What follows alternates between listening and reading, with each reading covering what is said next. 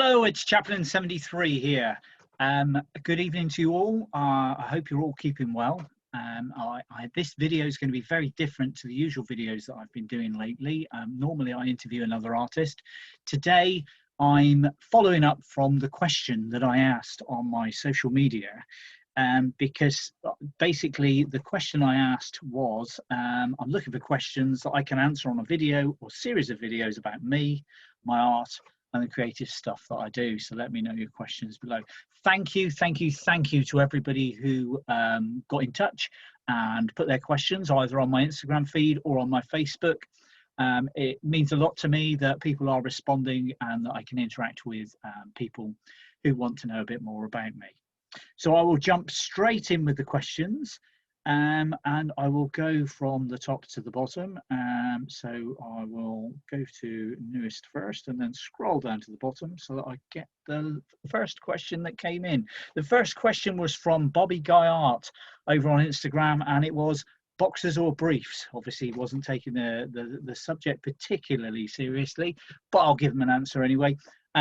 Boxers. Will's Paris came in then with, why does my art always get called vandalism? Possibly, Will, you're painting on something that doesn't belong to you, and then it's called vandalism. The best bet is to stick to painting on things that belong to you or that you've got permission to paint on. Then it won't get called vandalism. Summit a Miss asked me, is there a style of art or type of craft you haven't tried yet but would like to?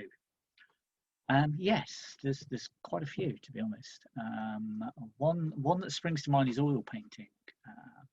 I've recently interviewed a couple of oil painters, an abstract oil painter and a photorealist oil painter. The skills that they have, the paintings that they come up with are absolutely fantastic, but I've always been scared of trying oils due to the fact that they take quite a long time to dry, that I need space where they're not going to get damaged, which I think I've got now. Over the years I've struggled with that, having painting on my dining room table, for instance, or in my bedroom or wherever. You know, you've got to think about the practicalities of how long something's going to take to dry. And obviously with oil paints, it takes quite a while to dry. So I've always avoided oil paints and the smell and the fact that you have to use linseed oil and things like that. That has always kind of put me off, but I've always wanted to have a go. So yeah, oil painting is something that I definitely would like to have a go at. I'm hoping to, in the next year or so, actually have a go. And yeah, obviously follow me over on my Instagram and my Facebook, and when I do have a go, you'll be able to see the products that I come up with and what I produce, and how well or badly it goes. The other thing that there's quite a lot of different medium that I haven't used, and one thing that I really need to get my head around is digital media. And I've got a slate. I've got the drawing tablet, the slate, which has got a pencil, and you draw on a piece of paper and it comes up on your screen. And I've got no idea what I'm doing with it, and I really need to use it a lot more. My daughter bought it me. I was very lucky. My daughter bought it me, and I've hardly used it, but in the next few months I am going to try my hand at more digital art, getting used to using Illustrator program as well to edit art and to alter things and to create things in as well. I'm hoping to create a new logo, which I will use Illustrator to create, and I'm hoping I can manage to get my head around that and come up with something half decent. So yeah, I mean, thanks for the question, Summit a Miss. It was a really good question, and yeah, there's loads more that I would like to have a go at. I'd like to have a go at everything, to be honest. I just love playing with things that you can create things with. Next question, Athamoon Creative asks, what are all the creative things you do? How did you get into them? And which is your favourite? And if you were to choose a new creative activity, what would it be and why? And what's the weirdest thing you've ever painted, place or thing? Lots to unfold and unwrap there. So I'll go from the top. What are all the creative things you do? I paint, I draw, I use marker pens, I use spray paints, I spray boards at paint jams. I've not yet painted a permanent wall anywhere, but hoping to in the next year or two. I'm hoping to get one of my Marx Brothers pieces up somewhere permanently. I painted a board on like hoardings on the side of a car park in Cheltenham a few years ago, which I believe is still there. I don't know. Perhaps somebody from Cheltenham can tell me if it's still there. It was a Marx Brother piece, which was a Terry Pratchett quote.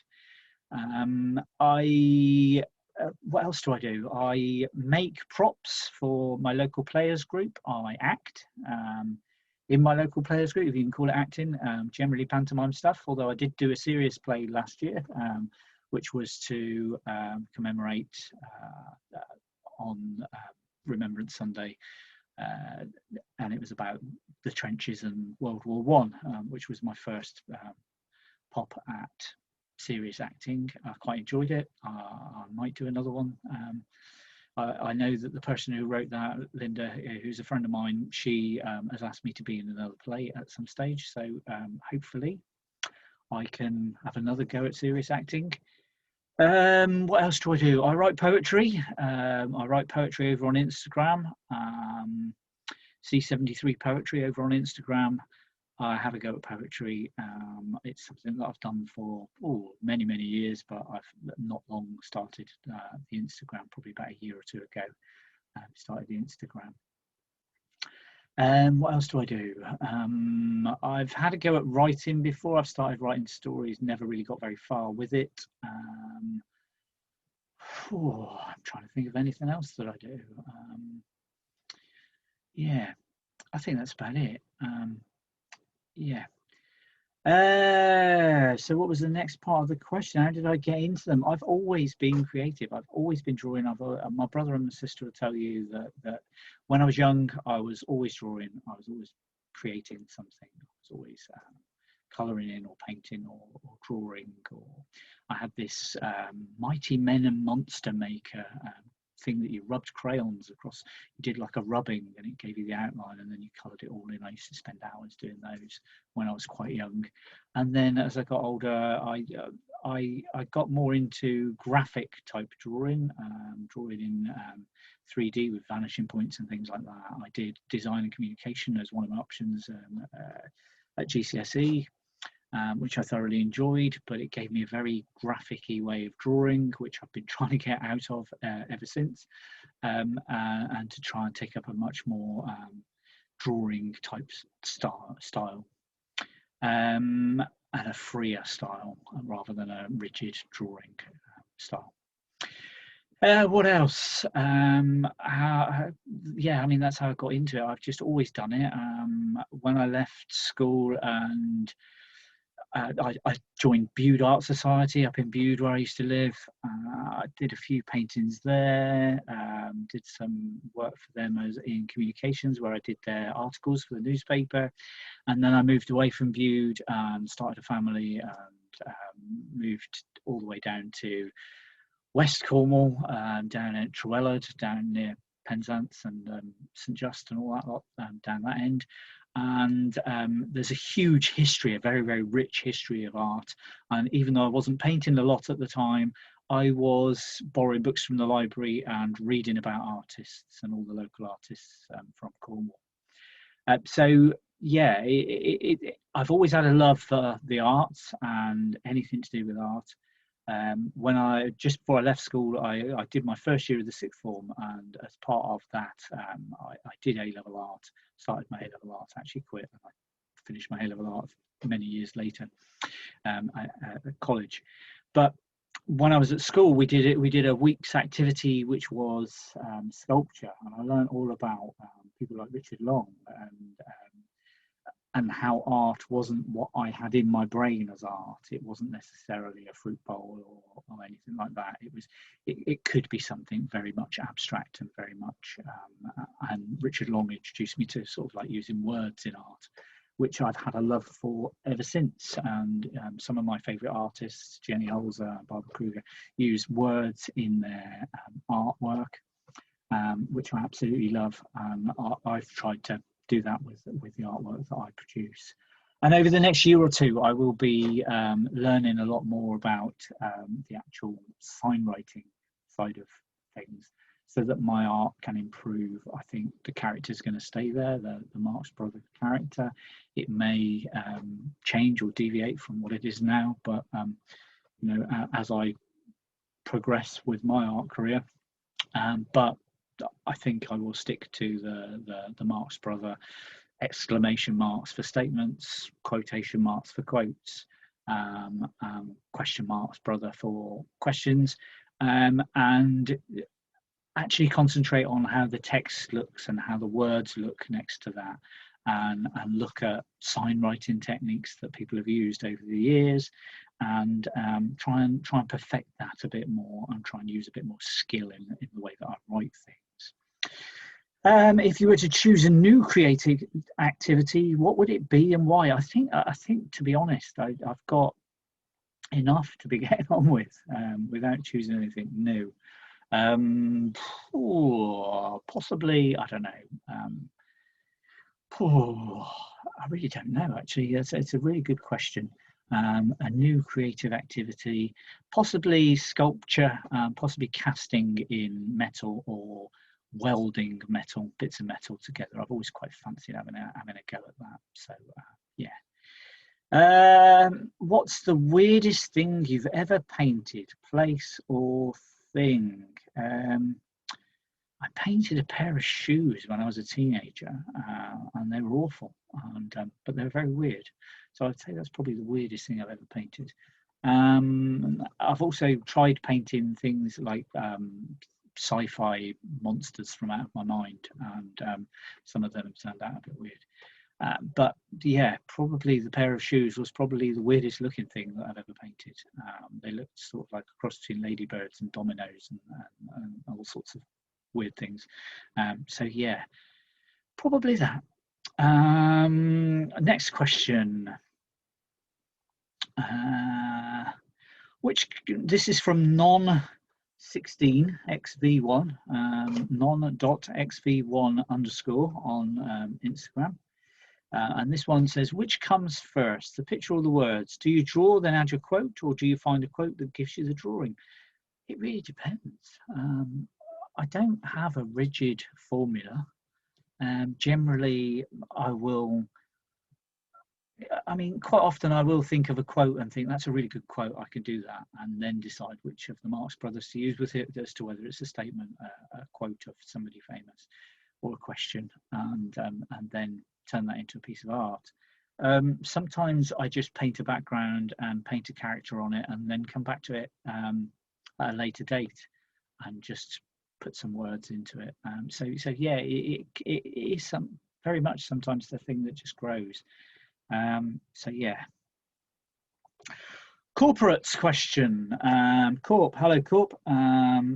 Thanks for sending a question in. My question is, why do you use the art materials you use? Interesting one.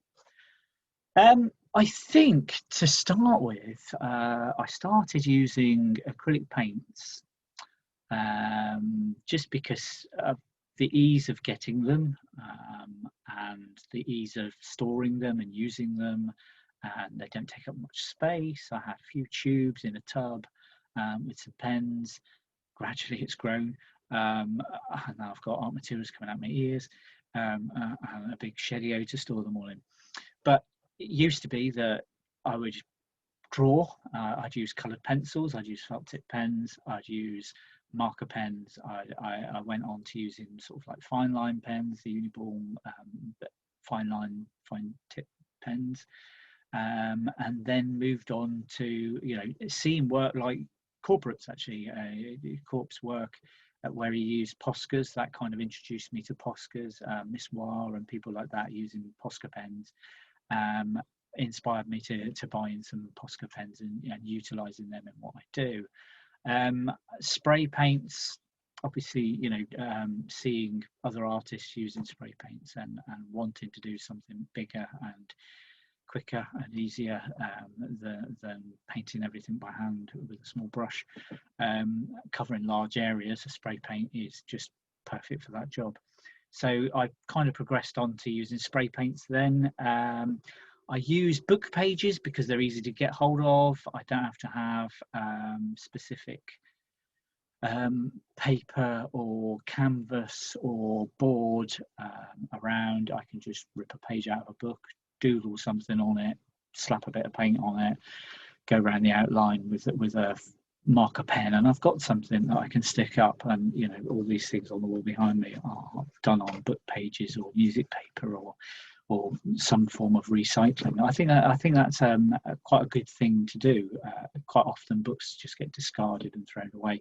Here in Cornwall, I don't know whether it's across the whole of the country or across the whole of the world or whatever, but here in Cornwall we've got a few old telephone boxes that have been turned into book deposits, book libraries, and I sometimes go there, and if there's been a book there that's been there for quite a while, I'll take it home, rip the pages out of it and use the pages for that. The book pages don't necessarily reflect what the actual image that's used on the book page is. I just use them as to create some sort of much more interesting background that people can look at and read the words that are behind as well. So it just adds another dimension to the paintings that I do. I think that's probably enough for one video. There are a load more questions, so like I said, I will be doing other videos. If you only know me on here on YouTube, then please go and follow me on Facebook and Instagram and add your question if you'd like to. I will try and read out your name when I read out the question, and I will try and tag you in any posts on social media so that you know you've been mentioned in the video, because I know some people want to know the answers to their specific questions. So yeah, thank you for tuning in. If you haven't already, please subscribe to my channel. I'd like to see this channel grow into something and gain more subscribers. So spread the word, share my channel on your social media if you like it, and if you think you've got friends that would like it, then by all means ask them to subscribe and share. It helps artists greatly if you share, like and comment on their posts. I've made a video about that before, but it does help a lot. It helps the things get spread organically without artists having to pay. So if you know any artists, please like, comment and share on their posts. And that's all I've got to say for today. Thank you very much for tuning in, and I will see you in part 2. Cheers.